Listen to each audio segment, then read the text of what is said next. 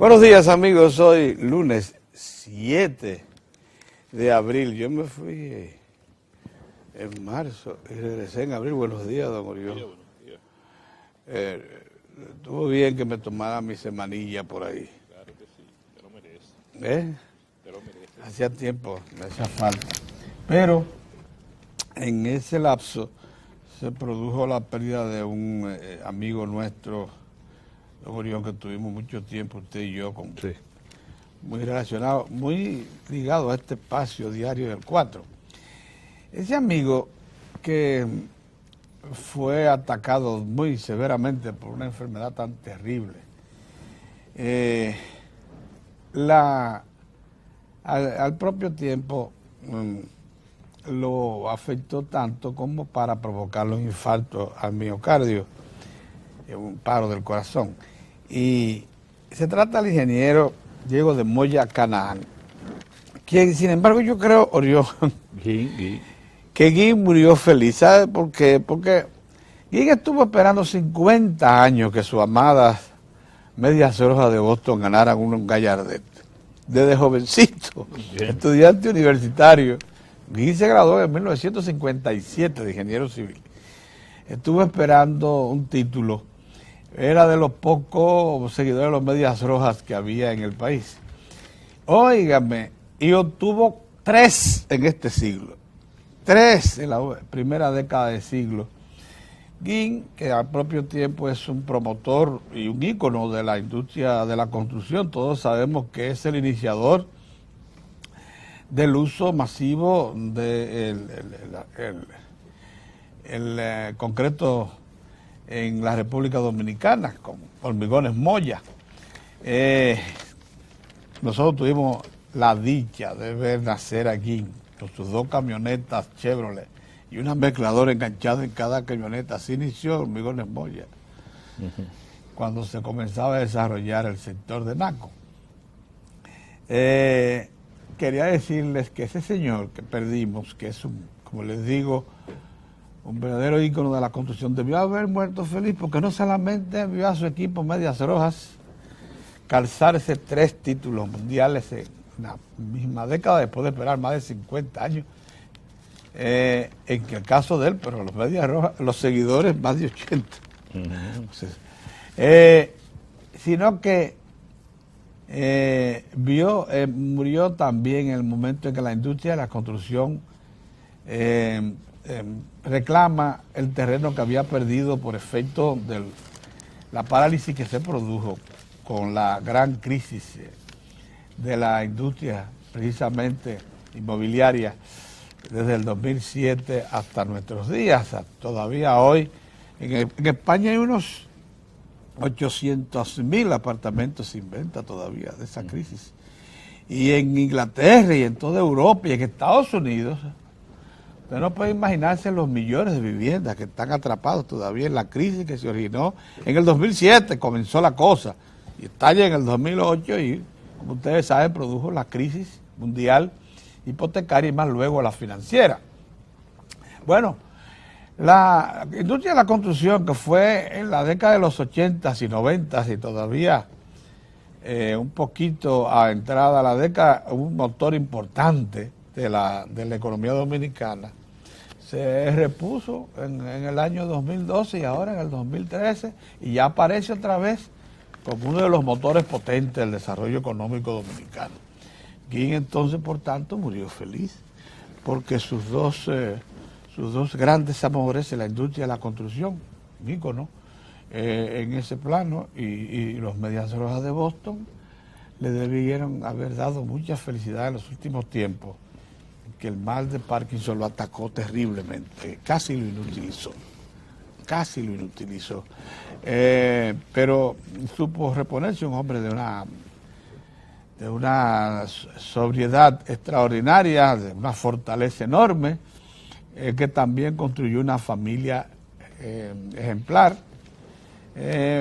y empresas, más de una, no solamente Hormigones Moya, sino varias más.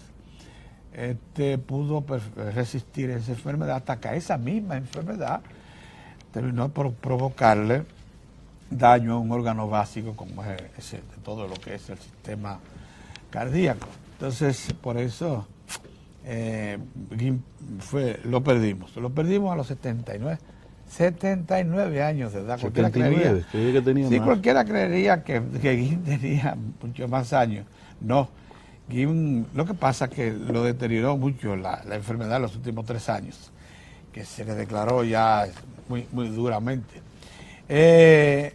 Pero recordaremos siempre a este hombre entusiasta, nunca perdió la fe en el desarrollo económico y social dominicano, ha sido un firme creyente y propulsor de la industria de la construcción.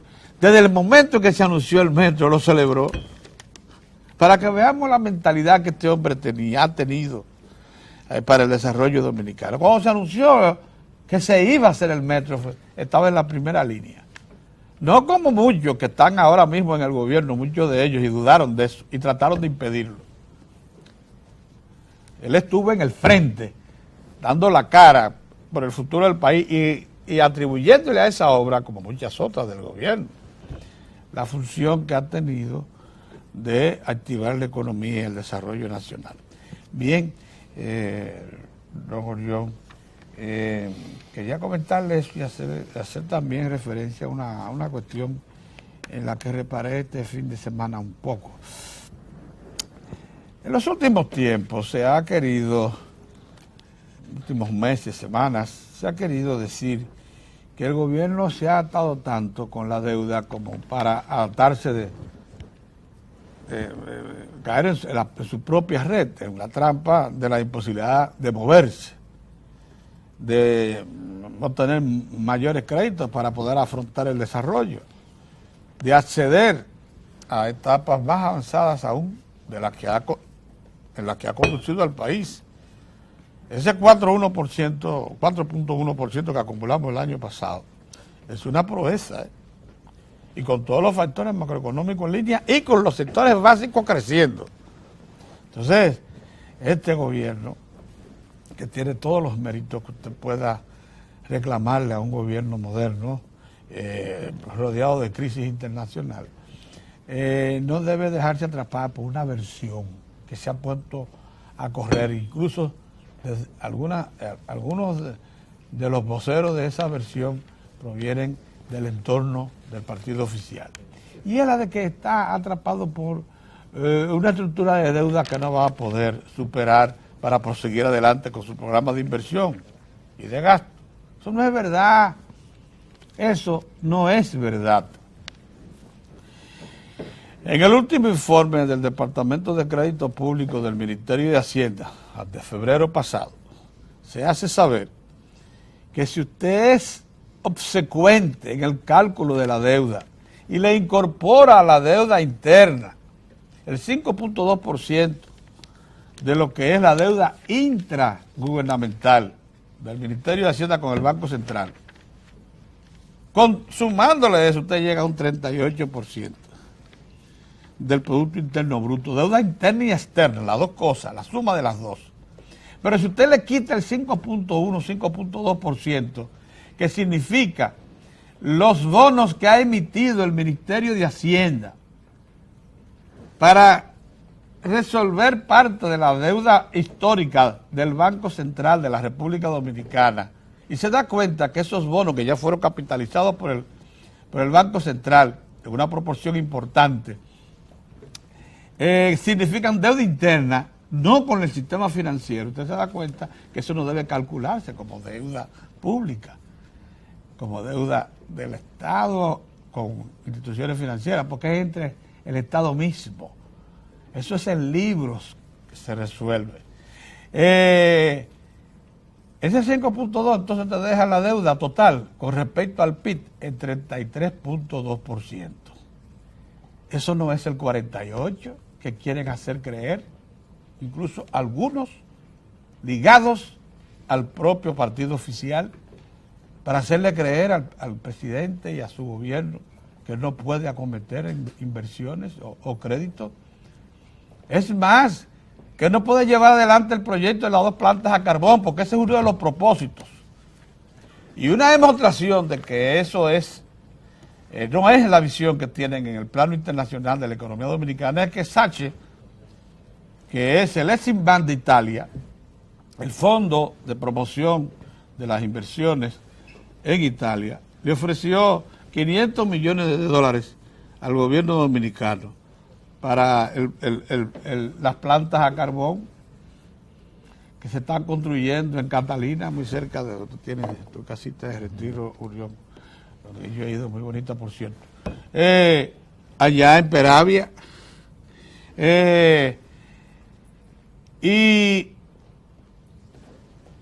el Estado, si lo necesita, lo va a tomar, lógicamente, porque ha estado armando, todavía está armando, no ha anunciado cómo quedó terminada la arquitectura financiera del proyecto de ejecución de las dos plantas a carbón de 330, 360 megavatios cada una, que se va a levantar allá en Catalina. Por cierto, muy importante ese proyecto, porque es el proyecto que va a poner en línea en 3 años energía barata, la más barata que se puede conseguir en el sistema, para garantizar, a excepción de la energía hidráulica, para poder conseguir un abaratamiento en la factura, que es exactamente lo que acogota a la economía dominicana. Es lo caro que es la energía, se ha demostrado 40 veces. Entonces él se quiere hacer creer que el gobierno no puede eso, pero ¿sabe por qué? Para cortar el paso también al desarrollo que debe venir, que es el de los 900.000 megavatios a gas natural, con los cuales el Estado, que lo prometió en febrero del 2013 por vía del presidente de la República ante la Asamblea Nacional, pasa al frente de la acción, poniendo en la disyuntiva al sector privado de seguirlo y de aportar soluciones al problema eléctrico que ya tiene 50 años. Entonces, ya no se puede esperar más. Como están las cosas, ustedes saben muy bien que el sector privado se ha aprovechado considerablemente, lleva todo lo que va de siglo ganando. Son 13 años. Vamos para concesiones. Los libros de este año 14 del siglo XXI, la generadora Itabo y Eje Jaina habrán ganado por 14 años consecutivos dinero. Y las distribuidoras perdiendo. Pregúntense por qué. Se ha dicho muchas veces aquí. Lo sabemos. Por un sobrecosto de la energía que le venden a la distribuidora de entre un 30 y un 35%, y además por una infraestructura de producción que esencialmente depende de derivados de petróleo, que es muy caro. Bueno, pues el Estado se ha propuesto atacar ese, que es el problema básico, o sea, insuficiencia de oferta, más costo muy alto, con inversión en las zonas donde es posible impactar, que es la inversión de carbón y gas natural. Por tanto, nosotros creemos, buenos días de nuevo, buenos días, don Mozo, Buenos días. que el Estado hace bien con seguir adelante con sus planes de inversión y desarrollo del sector eléctrico, seguir adelante con sus planes de inversión, la autopista, Cibao Sur, las grandes obras, la segunda línea de metro. Para eso también se ofreció crédito, porque mientras se le quiere hacer creer al Estado que no tiene opción en el plano internacional, inmediatamente sale a buscar recursos, se le ofrece más que lo que pide. Por eso es que no hay ningún problema, no va a haber ningún problema en colocar los bonos que autorizó el Congreso. Pero además se nos hace creer que el Estado está sobrecargado, que ya agotó su capacidad de endeudamiento. La deuda externa, la que se contrata en dólares y en otras monedas fuertes como euros, de la República Dominicana apenas representa el 19% del Producto Interno Bruto. 19%. Los Estados Unidos tienen el 150% de su Producto Interno Bruto en deuda con el exterior. Los que dominan el Fondo Monetario y el Banco Mundial y el Banco Interamericano de Desarrollo. Nosotros apenas un 19%, que por cierto está en el promedio o es uno de los más bajos de América Latina, de deuda externa, para que lo sepan.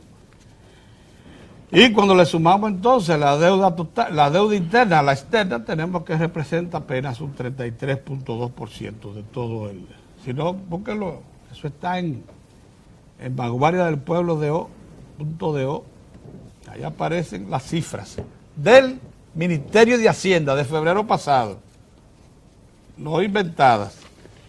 Lo que quiere decir que nosotros estamos en condición, el Estado Dominicano y la República Dominicana, de hacer frente a sus necesidades de inversión. Y no es cierto que estamos acogotados de deuda, todo lo contrario, estamos en una buena posición todavía para sustentar nuestro programa de desarrollo económico y social, era lo que quería decir por el momento. Muy bien. Saludos, amigos, saludos. Temprano hoy lunes, ya, ¿en qué mes que estamos? Abril. Vamos rápido, sí, nos llevan de mano y corriendo. De que, como un carrito de helado, sí, a patadas y a campanazo. A campanazo que nos lleva. Bueno, saludos, amigos, saludos. Miren, una noticia que amanece hoy, a mí me parece no preocupante, pero sí que debemos darle seguimiento. Es a la nueva suspensión de la reunión del diálogo bilateral entre Haití y la República Dominicana. La tercera ronda tiene 3 suspensiones. Esta reunión estuvo programada para el 20 de marzo, luego fue pospuesta para el 6 de abril y ahora ha sido nuevamente pospuesta para el 6 de mayo, ¿verdad? Así es. El lenguaje diplomático es muy elegante, ambas naciones acordaron eso, tal cosa, pues ahora es porque se cambió gran parte del gabinete de Haití y entonces hay que esperar que los funcionarios se pongan en auto de lo que se discuten en esas reuniones. Bien. Sin embargo, si ustedes me permiten darle una lectura un tanto más preocupante,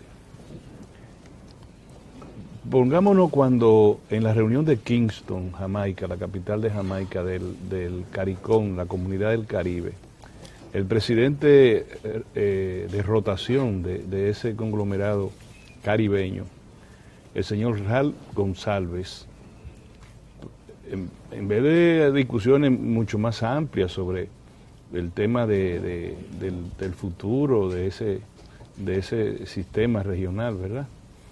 Y pequeñas islas, una buena parte de ellas atada a tierra firme, especialmente de Europa, pues su desarrollo, su intercambio cultural, todo lo demás, comercio, turismo, no.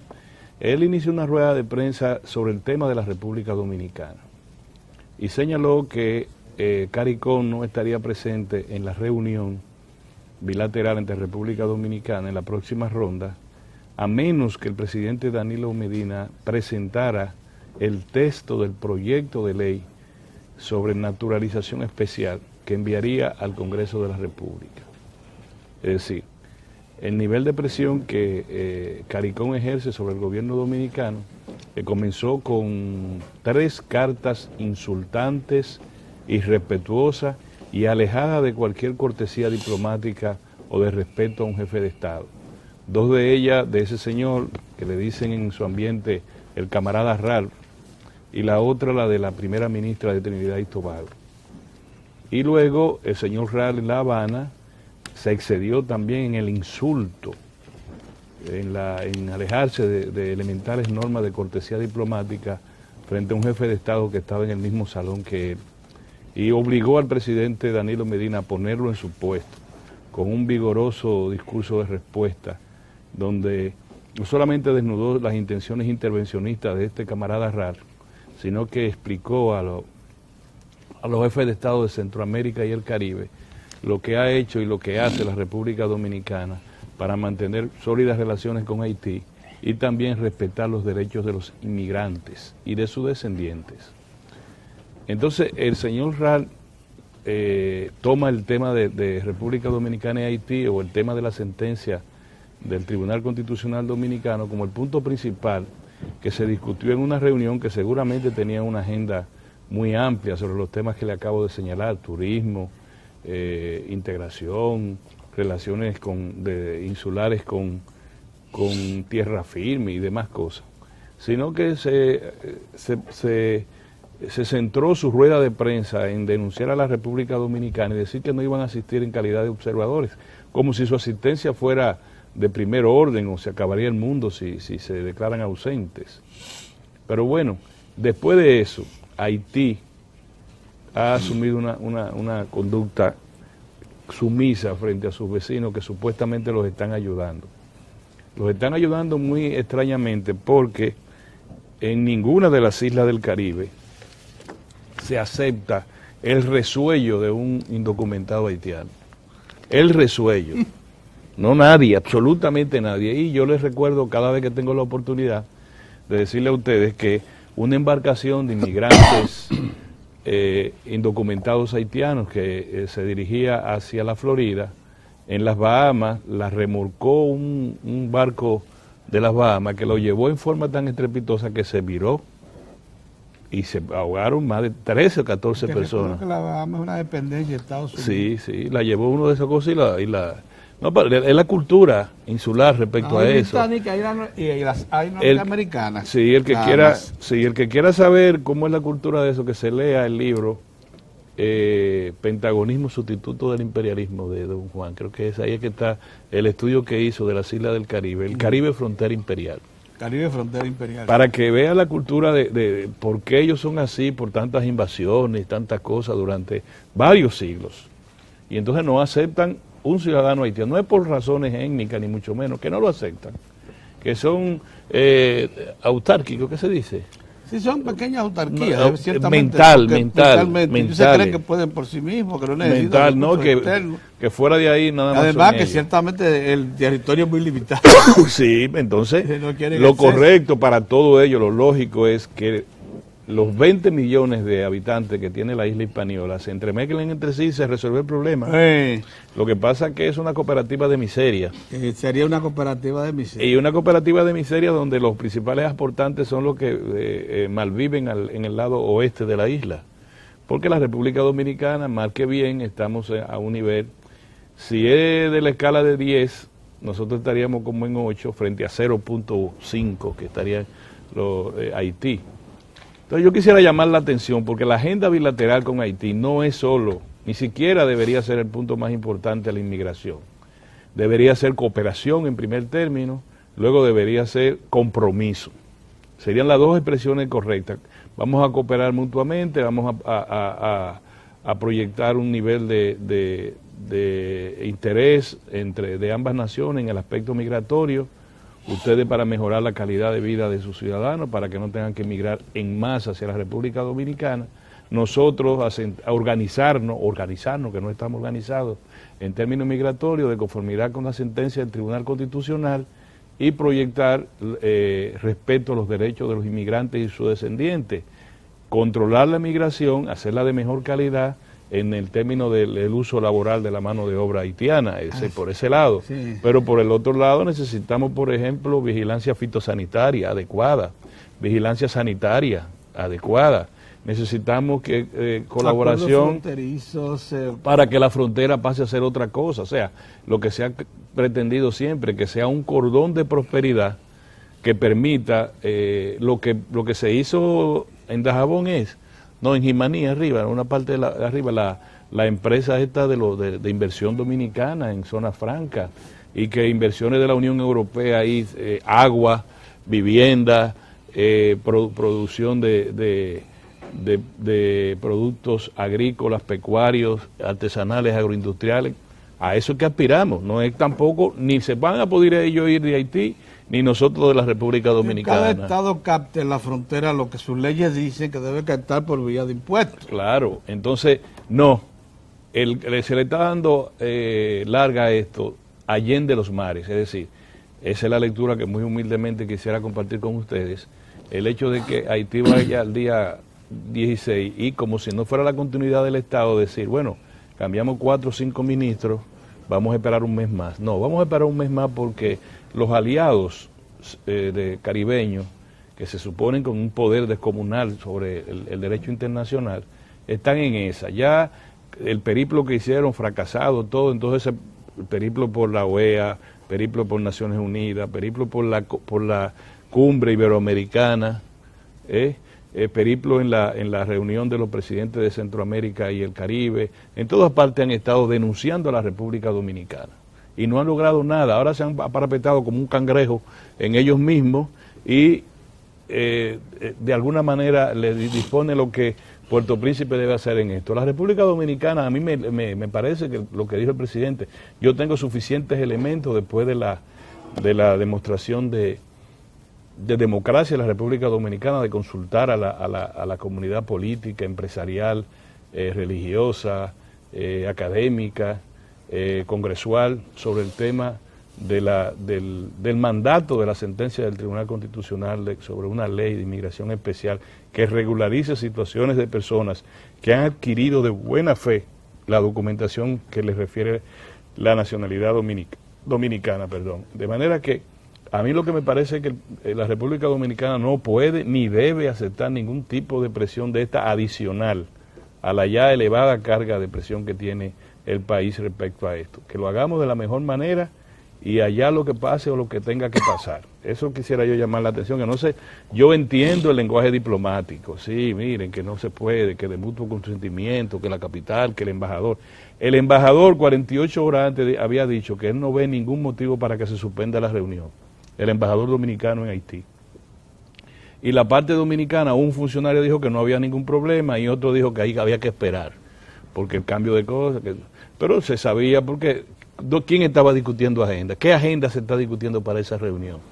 ¿Cuáles funcionarios están involucrados? En la primera, la que se celebró, sí ya se conocía que el Ministerio de Agricultura estaba trabajando con todo lo relacionado con las exportaciones de pollo y huevo a Haití y otros acuerdos que se estaban haciendo acuerdos en otras áreas. Pero ahora no hay nada, Pedro, nada.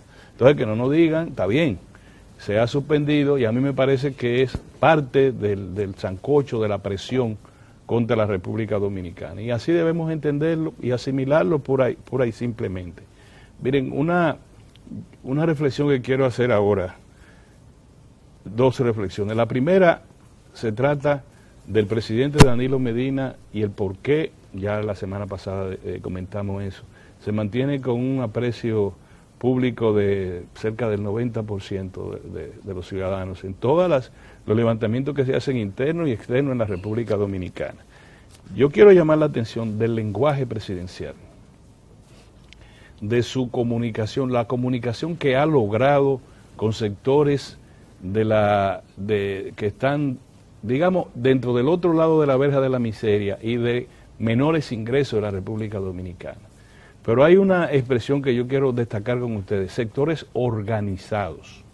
Quiere decir cooperativas, asociaciones agrícolas, juntas vecinales, empresas mixtas, consorcios mixtos, que tienen vocación de progreso.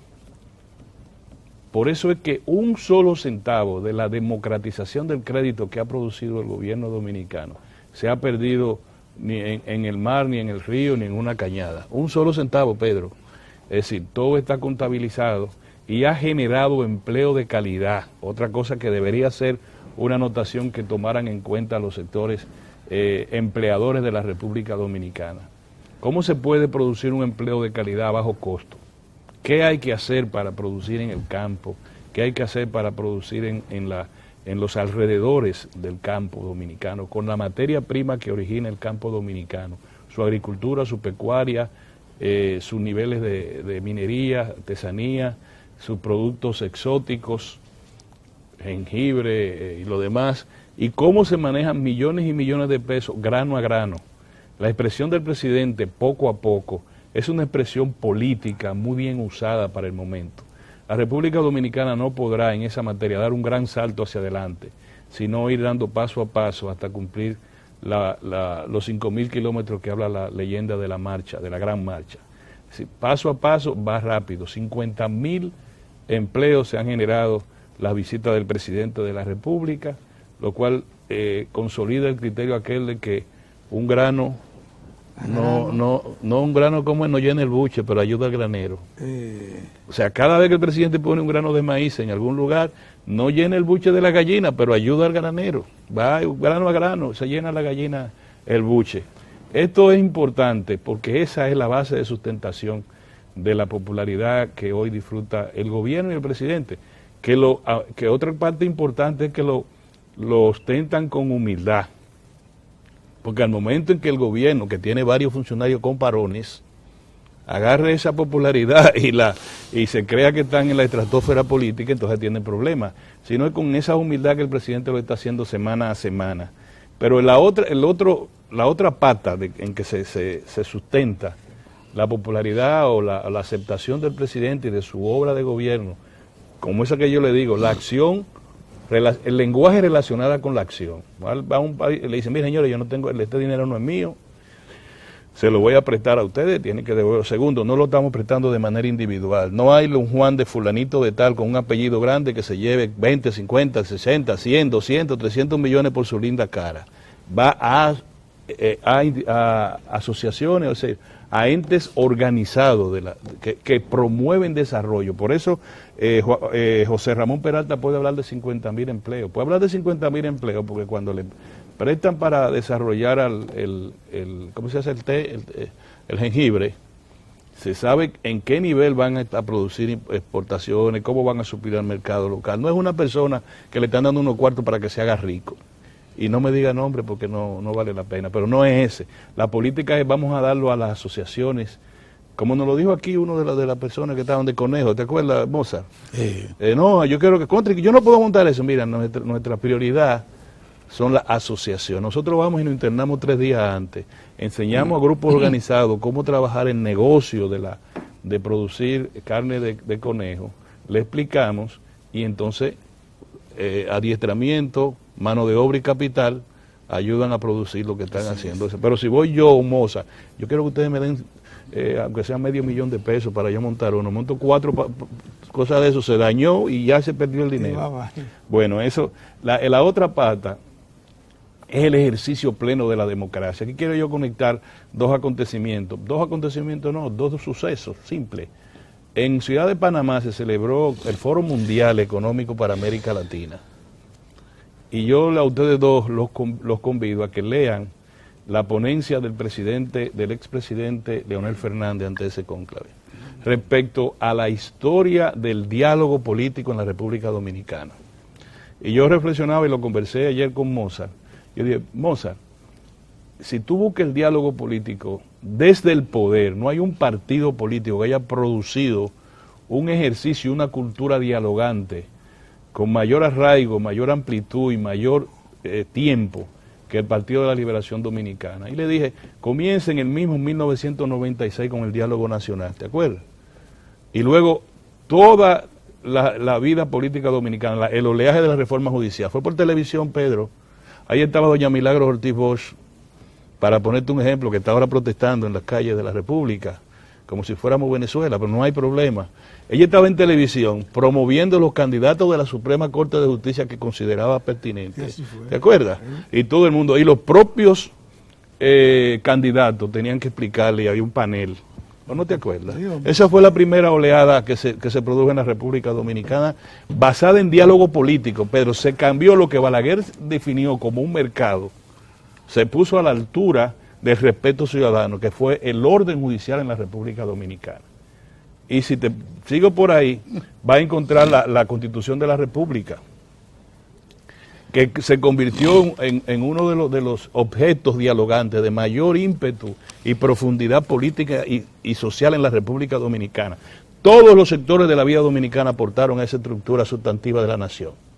Y ahora tú encuentras ejercicio del presidente Danilo Medina, como el último que hizo, que es un tema nacional, la ley, la sentencia del Tribunal Constitucional y la afectación sobre la vida dominicana global, no solamente sobre la migración. Y dice el presidente, no, esto tenemos que resolverlo entre todos. Y va fulano, Perencejo, Sutanejo, el cardenal, presidente de la Cámara, el presidente del Senado y todo el mundo, y habla con todo el mundo, le dice cuál es su planteamiento y recibe los planteamientos de su sector. Y dice, ya yo estoy suficientemente enterado de qué hacer y vamos para adelante. Esa es la democracia. Lo que pasa que confunden esa democracia con una situación que tiene el Código Procesal Penal, y ahí voy a concluir, que le echaron la culpa al Código Procesal de todo el auge de la delincuencia y la criminalidad. por resultado de la presión de sectores organizados de la República Dominicana, fue al Congreso, lo acercaron un poco a la cultura del tránquelo de nuevo, y ahora se asustaron. ¿Tú sabes por qué se asustaron? Porque aquí hay más de 20 instituciones no gubernamentales de la sociedad civil que tienen un cártel de chantaje público. Y como de alguna manera se le quitaron algunas muelas a esos cangrejos que han salido de la cueva de los intereses corporativos, Pedro, no solamente políticos, y Mozart se asusta cuando yo lo digo, corporativo, es decir, grupos corporativos que tienen 2 o 3 ONG que dicen, Mozart, ¿dónde está? En obra pública y nos está afectando nuestros intereses. Fulano, resuelve eso, vete a ver si hay una auditoría ahí y trabájate contra Mozart. Y entonces vienen las supuestas organizaciones no gubernamentales vinculadas a la lucha contra la corrupción y te establecen cabeza de playa. No procuran ni le importa un bledo eso, porque eligen a la persona que deben ir al Coliseo. Hay una institución de abogados que después que hace su denuncia y pasa factura, A los que son excesivamente garantistas, yo le quisiera llamar la atención sobre el hecho de que toda acusación en los tribunales de la República tiene que tener calidad. Pedro, para tú presentarte a un tribunal, el juez te pregunta en qué calidad tú vas. Tú tienes que ir en calidad, tener calidad, ofrecerle el elemento constitutivo de tu calidad al juez en materia penal. Si eres el acusado, no, yo estoy el acusado, aquí me trajeron. Si eres el abogado defensor, si eres el acusador en parte civil, ¿qué tú eres? El juez te pregunta calidad. El abogado tiene que decir, yo soy fulano de tal, estoy debidamente a nombre y en representación del señor fulano de tal como defensor. Yo soy la parte civil. Entonces, por secretaría magistrado le he entregado mi carnet del colegio y he entregado los documentos pertinentes. Hay que decir. Entonces aquí cualquiera viene, una rueda de prensa, asociación de gente que está contra la corrupción, estamos acusando al señor Mozart delante de tal cosa. Pero ¿qué calidad tiene usted? Nada. La calidad de lo que te está pagando una corporación, porque ni siquiera es político. Una corporación económica, competidores. Si tú verás por el sector eléctrico, ¿cuántas veces van a poner a Rubén Bichara de cara a la justicia?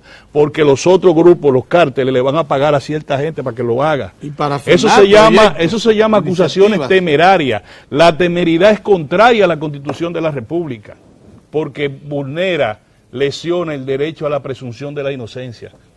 Me callo ahí porque voy a meterme más lejos. Saludos, señores, buenos días. Primero, dar las excusas del colega Héctor Tineo, que está severamente afectado por el virus, que no es chikungunya. No es la chikungunya, pero se cura, ¿eh? ¿Qué es lo que se cura? La chikungunya también. Eso sí, le dice rompehuesos. Dice rompehuesos, pero se cura, porque la gente está creyendo que...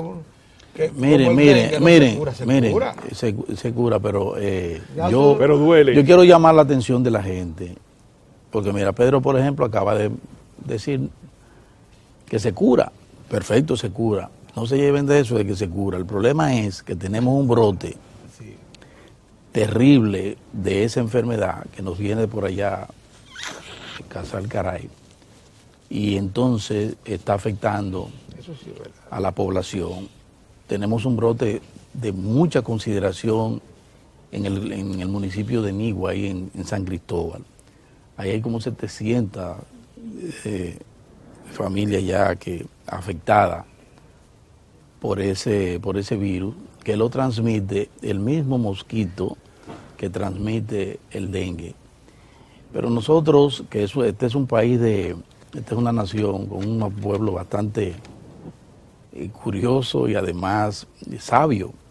El pueblo, dentro de su refranero popular, establece que al dominicano compra candado después que le roban. Pero hay otro también que yo creo que es pertinente llamar la atención, que es aquel que dice que más vale precaver que tener que lamentar o remediar.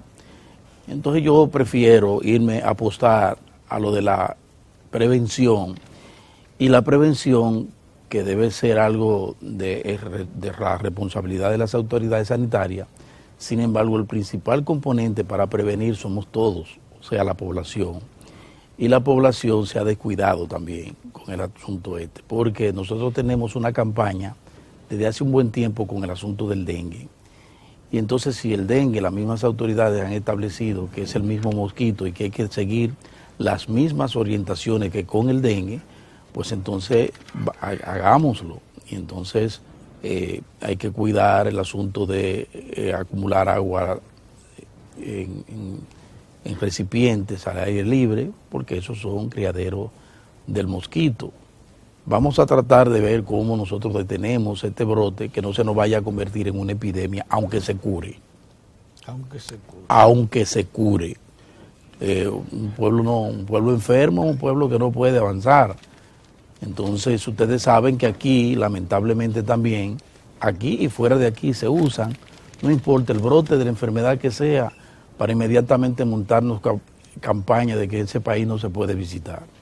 Ustedes lo saben, lo han hecho con otras muchas enfermedades, brotes, ¿verdad? De enfermedades que por mínima que sea, curable a los 3, a los 5, a los 7 días, sin embargo se hace todo un montaje, un aparataje para lesionar a un país que va en proceso pleno de crecimiento, de desarrollo, y que tiene una industria turística ahí bastante fuerte, que debe seguir en ese proceso de fortalecimiento.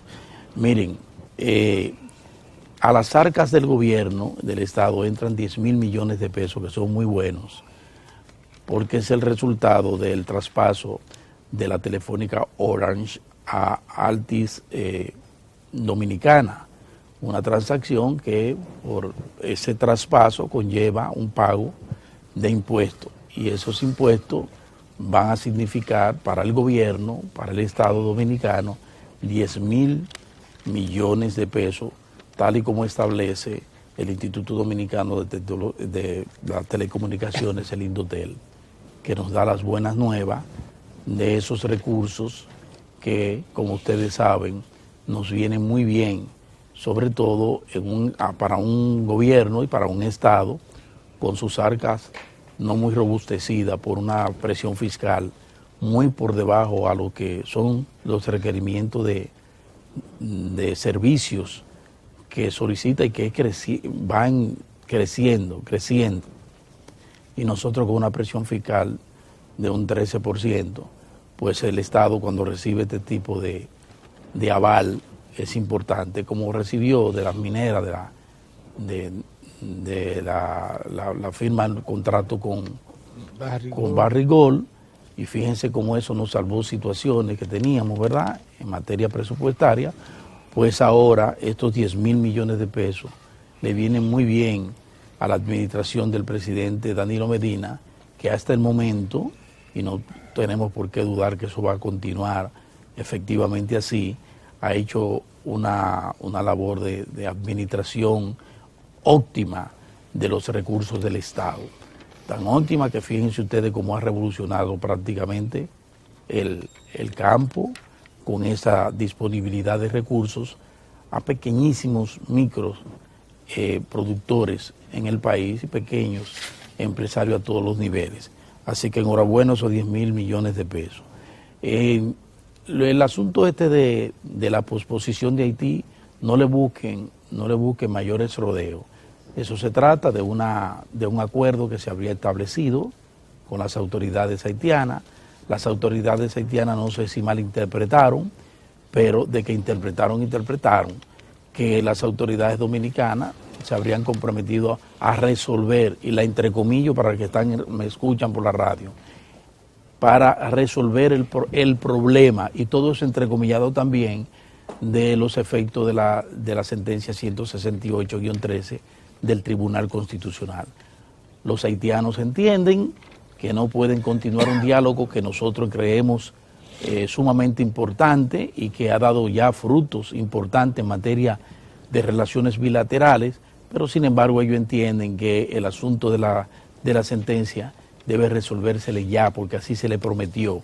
Eso es en el fondo lo que dicen. Los haitianos tienen un estilo bastante peculiar de reclamar y posicionarse en materia diplomática. A veces son atropellantes. Me parece que le haría falta volver sobre un embajador como el que tienen en el país, un hombre que sí conoce del mundo de la diplomacia, de cómo se manejan las crisis, las coyunturas difíciles, como es Frixineas. Yo siempre he dicho que sí, que sobre ese hombre que tiene una que tiene raíces importantes porque ha estado muy vinculado a la problemática dominico-haitiana. Si se hubiese tomado más en cuenta a este señor, yo pienso que la actitud de la administración haitiana del señor Martelly hubiese sido menos dificultosa frente a la República Dominicana, porque hay estilos que sobrepasan los límites incluso de la diplomacia y se convierten en una especie de presión permanente de las autoridades. Fíjense cómo incluso nos enteramos todos a través del Twitter. Por ahí es que el primer ministro dice, no va a la reunión, irá después. Fíjense cómo el mundo de la diplomática, por dónde anda, a nivel de redes sociales. Y entonces eso no puede ser. Pero bueno, es una decisión que han tomado las autoridades haitianas y que ha sido como debe ser, porque ¿qué van a hacer las autoridades dominicanas de acogerse a eso, a una nueva posposición? No importa cuántas posposiciones sean, lo importante es que República Dominicana debe seguir apostando al diálogo y a la mesura frente a esta situación. Siempre, siempre sobre la base del respeto a Haití como nación soberana y que los haitianos respeten a la República Dominicana como nación soberana. Y dentro de la soberanía dominicana está precisamente esa magnífica sentencia 168-13 de un tribunal de la República, que es el Tribunal Constitucional, amparado precisamente en nuestra Carta Magna, que es la Constitución de la República. Miren, hay un proceso interesante que se está dando en el sistema de partidos, entre los partidos dominicanos.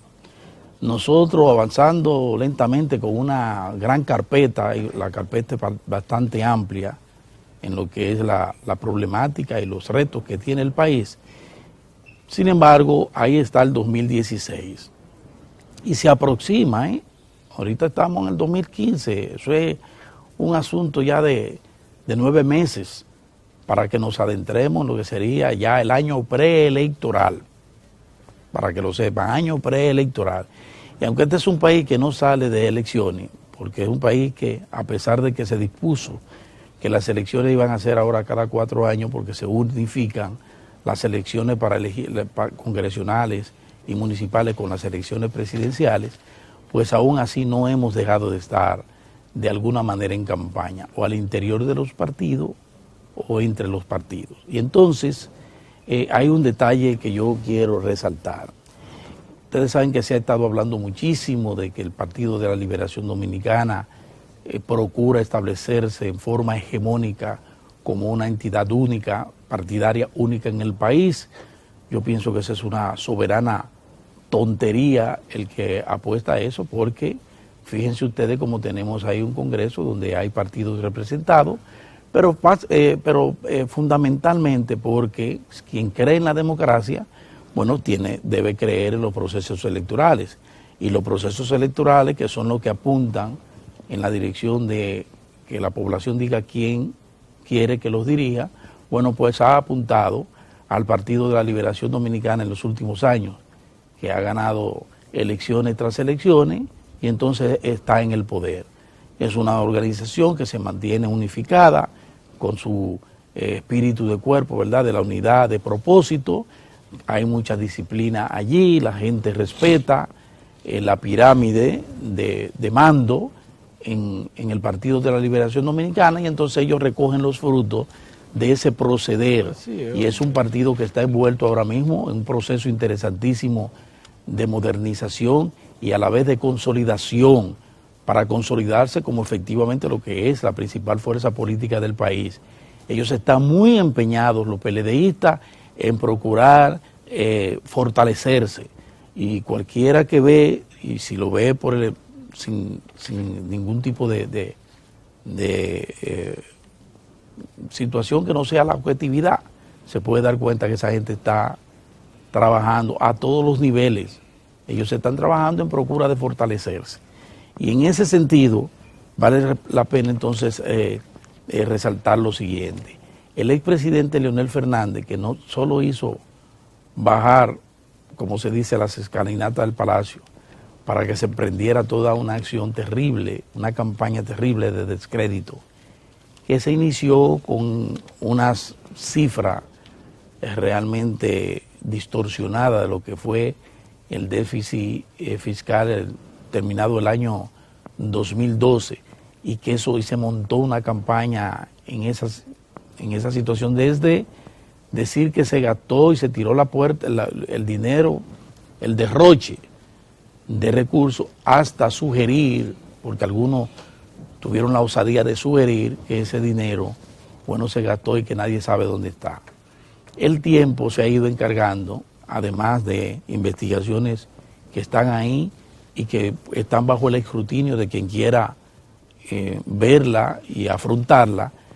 Los acontecimientos últimos le han dado la razón a quienes decíamos y seguimos diciendo que la administración del presidente Leonel Fernández hizo lo que tenía que hacer en materia de mantener el país con una economía en desarrollo, o sea, en crecimiento, para que continuara ese promedio de aproximado a un 5% de crecimiento en los últimos, en sus 12 años de gestión, y de 7,2 en los 8 años, en los últimos 8 años de gobierno.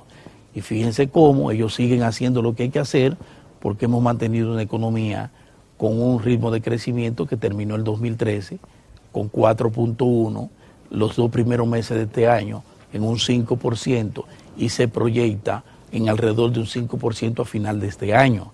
Y todo eso ha venido de la mano también de una estabilidad del mercado cambiario, de una significativa baja incluso en la inflación. La inflación siempre se ha mantenido en las gestiones del PLD por debajo de los 2 dígitos, pero en esta ocasión han logrado mantenerlo incluso por debajo de 5%. Y eso es una proeza en marco de una economía, como les decimos, una economía dependiente y una economía que está en proceso de fortalecimiento, con un entorno hostil en el sentido, en el plano económico, porque sus principales aliados tienen problemas. Tiene problema Haití, que es un nicho, es una relación que tenemos, tiene problemas los Estados Unidos, y Europa, ni decir, España, por ejemplo. Eso es una situación calamitosa la que viven esas economías, y todo eso de alguna manera nos impacta a nosotros. Y aún así mantenemos un ritmo de crecimiento y de estabilidad. Y eso se debe precisamente a la forma en que han conducido tanto el presidente Leonel Fernández como el presidente Danilo Medina la marcha de la economía. Han escuchado al Fondo Monetario Internacional, han tomado algunas medidas recomendadas por el Fondo Monetario Internacional, pero otras medidas dirigidas a prácticamente cruzar de brazos a la actual administración, o sea, arrodillarla, que no pueda, en base a que el gasto público, que hay que disminuir el gasto público, eso se ha echado a un lado. En base a que hay que aumentar la tarifa eléctrica, eso se ha echado a un lado. Y lo que se ha hecho es apostar a un cambio de matriz en la electricidad para que tengamos una electricidad, un proceso o las operaciones mucho menos costosas, ¿verdad? Un costo operacional mucho menos costosa, y podamos incluso no solo no tener que aumentar la tarifa, sino disminuir esa tarifa en el sector eléctrico, que es sumamente onerosa, terrible para la familia dominicana. Y fíjense cómo entonces estos dos hombres, Leonel Fernández y Danilo Medina, han logrado compactar, han logrado uno darle seguimiento al otro e incorporar nuevas políticas públicas e incorporar un estilo diferente, pero siempre sobre una matriz, que es la matriz de un Partido de la Liberación Dominicana que, reitero, sabe hacia dónde va, lo conduce por ahí su proyecto político de nación, y entonces está recogiendo esos frutos. Yo invito a la colectividad a que se lea a vanguardia del pueblo.do, porque ahí hay trabajos puntuales en relación a todo esto que le vengo diciendo. Está el caso de lo que acontece a nivel de la deuda de la República Dominicana, y eso incluye la deuda la interna, la deuda pública.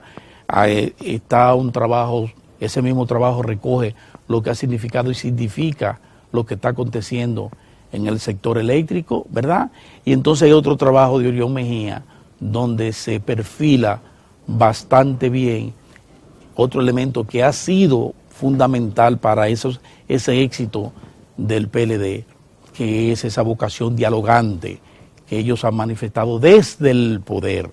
Desde el poder el PLD, ciertamente, que es la tesis de Orión, desde el poder el PLD ha dado magníficas demostraciones de que esa debe ser la apuesta, una apuesta que ha tomado el expresidente Leonel Fernández, y en foros tan importantes como el de Colombia o en Panamá ha apelado a ello, porque es la fórmula, es el camino correcto para que podamos desarrollarnos en forma eficiente en democracia.